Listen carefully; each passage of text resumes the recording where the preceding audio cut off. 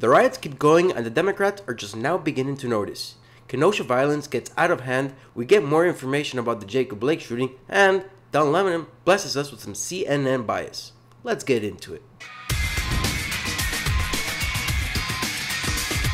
The violence in Kenosha, Wisconsin is quickly getting out of hand. 2 nights ago, we had the usual looting, rioting, and burning. Yesterday, we had several shootings. 2 people are dead. But what happened? We have some videos, but connecting the dots without the whole story, it's always a difficult task. As mobs are out roaming the city and burning businesses, militias have formed of residents that live there to protect their businesses because the governor will not. One of the people protecting businesses was 17-year-old Kyle Rittenhausen. He's also the same person that killed 2 people last night. I'm going to show you the video, but it's quite graphic. It shows how he's running away from the mob, then he trips or falls, and as members of the mob are getting to him and attacking him, he starts shooting. Quickly, you see one guy get shot, stumble, and drop dead. Then another guy, he gets shot in the arm.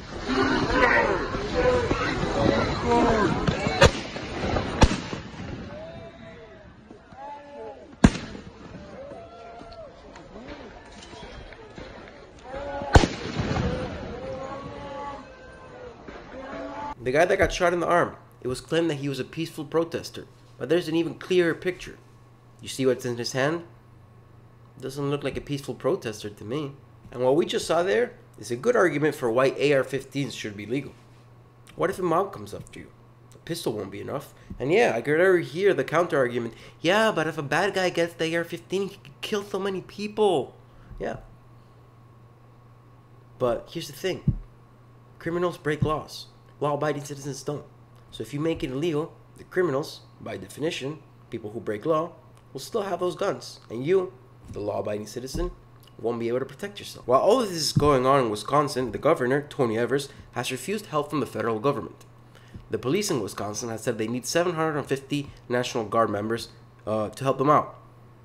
The governor sent only 250. Today, the White House called the governor, offering 500 more agents. The governor, Tony Evers, refused. And of course, with not enough police, we're going to see more violence and more chaos. Like the man trying to defend his store with a fire extinguisher. An object far from lethal.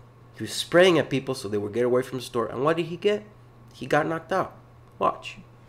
This poor man got his business caught on fire.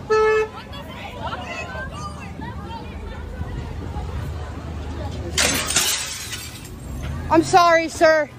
I'm very sorry about that, man. Yeah, really. Hey, I have nothing to do with that. I'm trying to stop this shit here. Dude, I'm gonna help this guy. I don't give a fuck if I get beat up.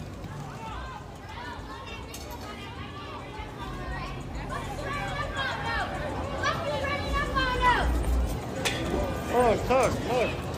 Just leave it there, sir. They just threw a bottle at this guy.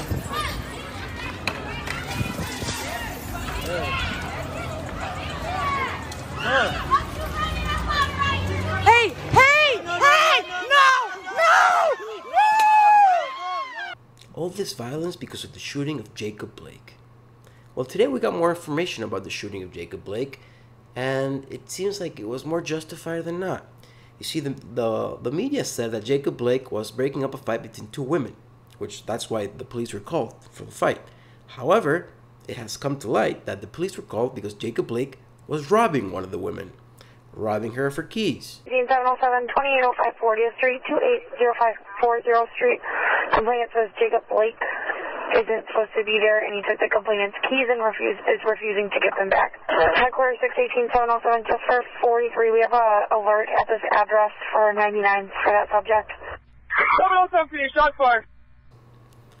Then we see a video of Jacob Blake brawling with the officers on the floor. Then he gets up, goes to his car, reaches for something, which is when he gets shot. All the violence in Kenosha because of that. Sick. Black Lives Matter has been going around Washington D.C. intimidating patrons of restaurants into submitting to their way of thinking. It's actually quite reminiscent of the revolution of the Chinese Communist Party. Let's take a look.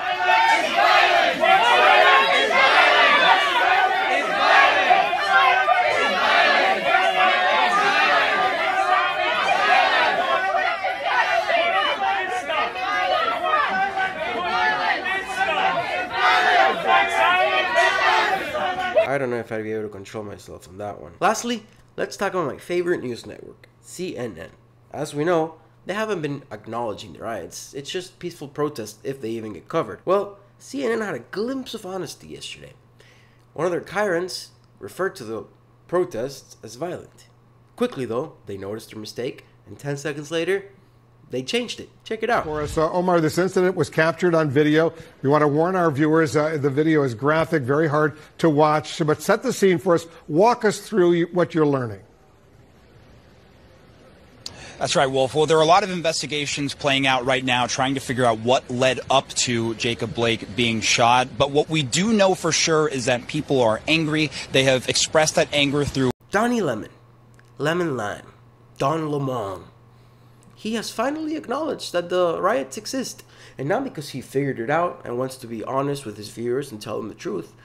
He even admitted that it's the polls. The polls are showing that voters are concerned about the riots. So now he's going to talk about them, and he wants them to end. Very unbiased of you, Donnie Lemon. Very unbiased indeed. The rioting has to stop. Chris, as you know and I know, it's showing up in the polling. It's showing up in focus groups.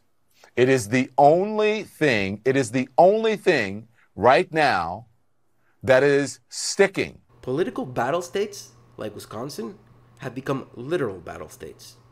It's very sad. I've never thought I'd see something like this in America. Are we in a civil war and we don't know about it? What do you think? Comment down below. Like, subscribe. Ginger out.